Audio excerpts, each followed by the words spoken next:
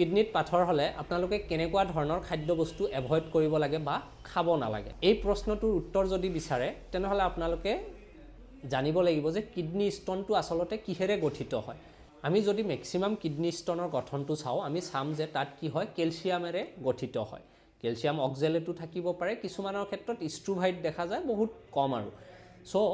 যদি আপোনালোকৰ kidney stone হৈছে তেনেহ'লে আপোনালোকে ক্যালসিয়াম যুক্ত যিবোৰ খাদ্য আছে বা যদি আপোনালোকে ক্যালসিয়াম সাপ্লিমেন্ট লৈ আছে সেই বস্তুটো বন্ধ কৰিব লাগে কাৰণ যিমান আপোনালোকে ক্যালসিয়াম খাব সিমান কি হ'ব কিডনি ষ্টনটো আৰু ডাঙৰ হৈ গৈ থাকিব এতিয়া ধৰক গাখীৰ দৈ বা আপোনাৰ চূণ পানৰ লগত যে চূণ খায়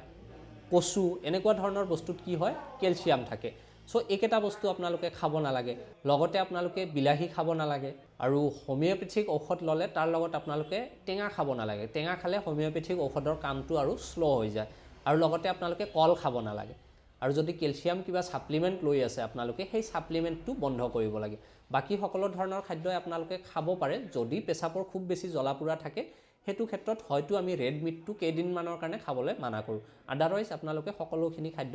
খাব পাৰে সো মেইনলি মনত ৰাখিব যে যিবোৰ বস্তুত বহুত বেছি পৰিমাণে ক্যালসিয়াম থাকে বা অক্সালেট থাকে বা অক্সালিক এসিড থাকে এনেকুৱা ধৰণৰ খাদ্য আপোনালোকে খাব নালাগে বিলাহী গাখীৰ দৈ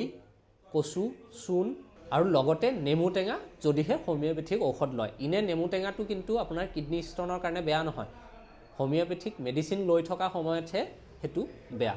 সো আপোনালোকৰ যদি কিডনি ষ্টন হৈছে তেনেহলে মোৰ ইয়াত আহিব পাৰে মই ইয়াৰ কাৰণে চিকিৎসা কৰো 10 mm ৰ তলত হলে আপোনালোকে আল্ট্ৰাসাউন্ড ৰিপৰ্টখন লৈ মোৰ চেম্বাৰত আহিব পাৰে অহাৰ আগত এবাৰ মোক ফোন কৰি আহিব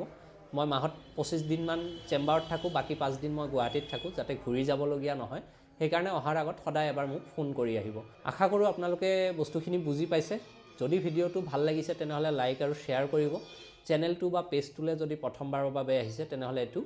লাইক বা সাবস্ক্ৰাইব কৰি থৈ দিব